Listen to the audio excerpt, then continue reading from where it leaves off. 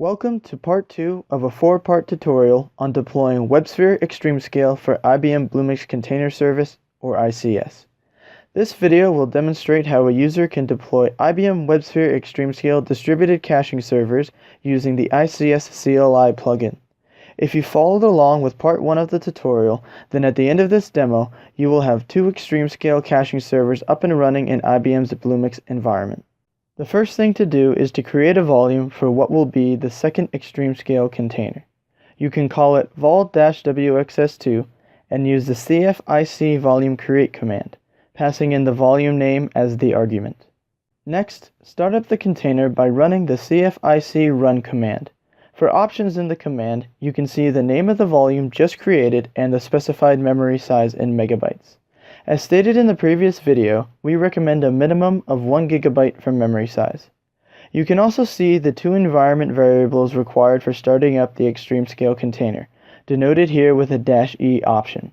You have secret key and xsadmin password along with their values.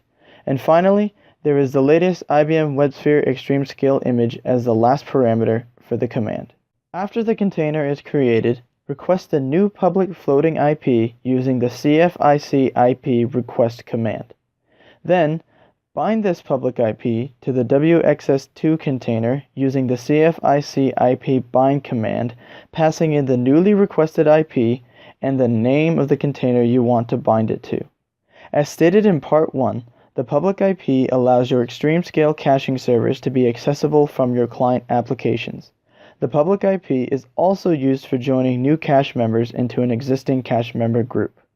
As shown in the previous tutorial, you can use the command cfic ps-a to check the current container status. You can see the name, status, public IP, and ports for all running, building, or shutdown containers. As you can see here, WXS2 is currently building and the WXS1 container created in the previous demo is still running. After a few minutes, running the cfic ps-a command again will show that WXS2 is now up and running and the public IP has been bound to it. You can then shell into the WXS2 container and check the Extreme Scale nanny status. It will take about 5 minutes for caching components to be fully started.